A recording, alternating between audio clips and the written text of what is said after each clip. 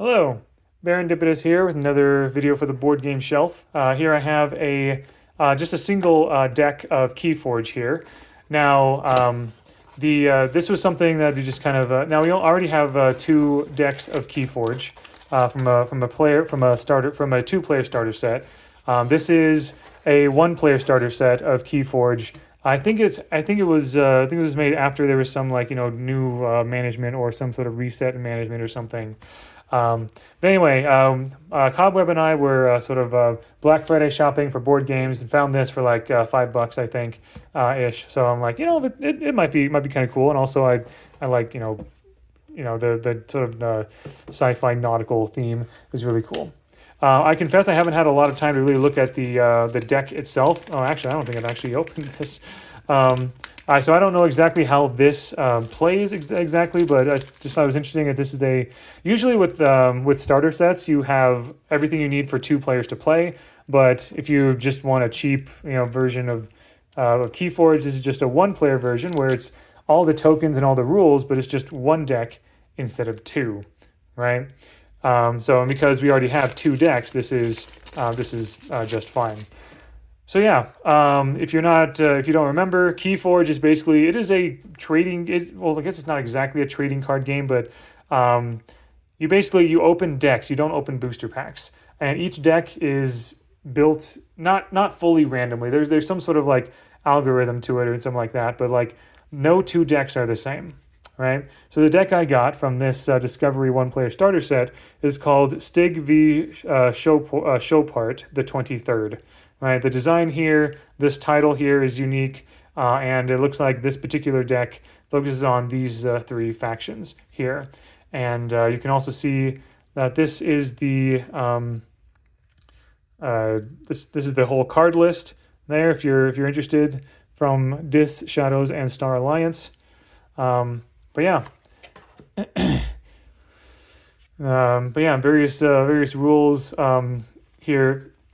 So I think at least the other two decks that Cobweb and I have own and have played with, each of both of those decks have kind of had their own sort of like little had their own flavor, and that is largely due to sort of the combination of the cards from the three factions.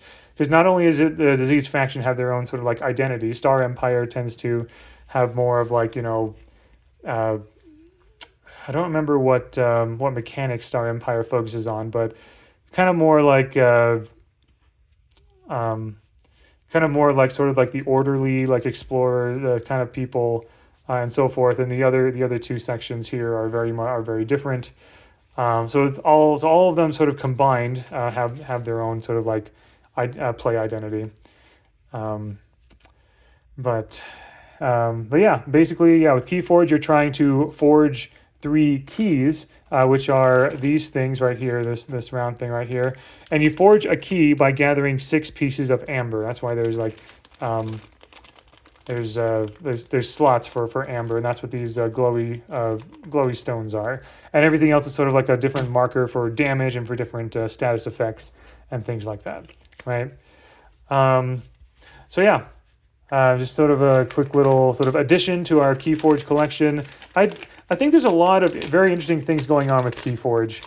And I think, like I said in the previous video, I don't think I will ever go very deep into it because there's just other trading card games that I'm much more interested in general. But I wanted to, at the very least, get a taste of Keyforge after some, I can't remember if it was like management or there was something about like how the business was going under and they were changing some things about it or whatever, or the business was changing hands or the game was changing hands. I can't quite remember, but I wanted to try something from Keyforge from whatever the new era might be.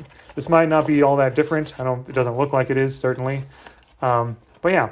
And if you're wondering why this is in the board game shelf rather than the TCG shelf, well, basically the general rule I have is, if a certain product is like a self-contained thing, like you can just like everything in this box is like something you can play with by itself, that is generally going to be in the board game shelf. So for example, the Clue Magic the Gathering thing, there's a couple of other Magic the Gathering decks that came fully constructed, so that's why there. And also, I think starter sets for trading card games tend to be in the board game shelf as well, because they are self-contained experiences, whereas the TCG shelf is kind of more focused on sort of collecting trading cards, what the collection looks like, what I've been collecting, all that kind of stuff. So anyway, yeah, I think Keyforge is doing a lot of really interesting things, and I'm glad that it's that there's still some stuff around. So anyway, thank you very much for watching. Hope you enjoyed. Until next time, all the best.